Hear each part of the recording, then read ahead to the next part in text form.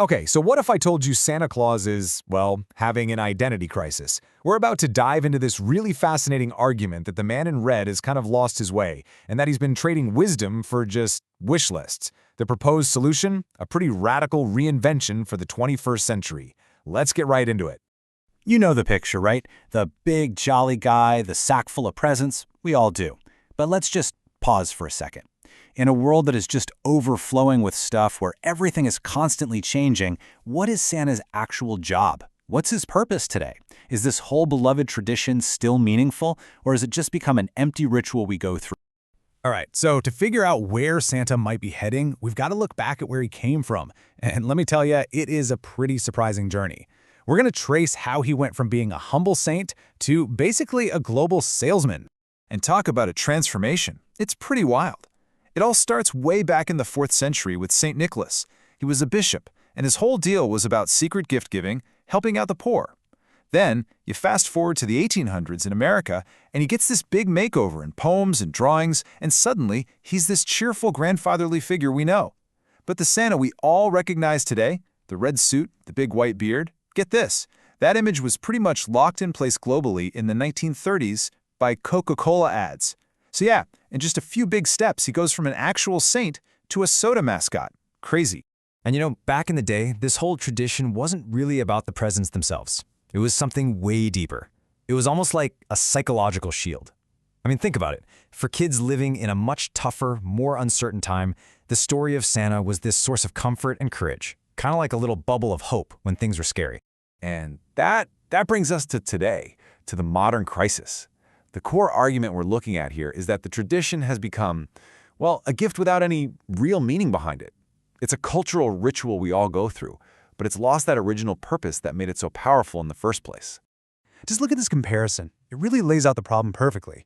Originally, the whole point was to build character, to inspire kids to be brave and generous.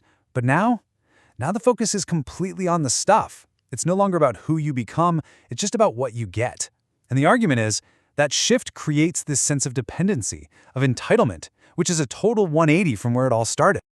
And this quote just hits the nail on the head.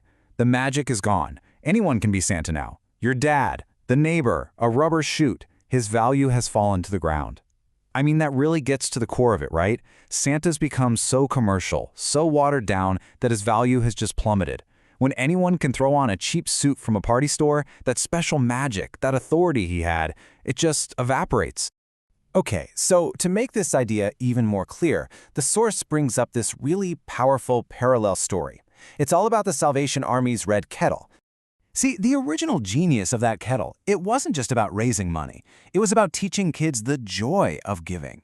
A kid could take a coin, drop it in the slot, and hear that super satisfying clang. That sound, that was the point. It was this little emotional reward, a lesson in sharing. But then, over time, the goal shifted. It became all about the fundraising totals, getting paper money instead of coins. And so it turned into just street fundraising. That original spirit, that beautiful little teaching moment, totally lost. Okay, so if the old mission is broken, then what's the solution? This is where the whole argument gets really interesting. Maybe even a little provocative. The proposal is to give Santa a brand new mission, to deliver the gift of wisdom. And this whole solution is built around this concept of the true gift. The idea is, in our world where we have so much stuff, the most valuable gift you can give someone isn't another object. It's guidance. It's what the source calls correct teachings, basically practical wisdom that actually helps us grow as human beings.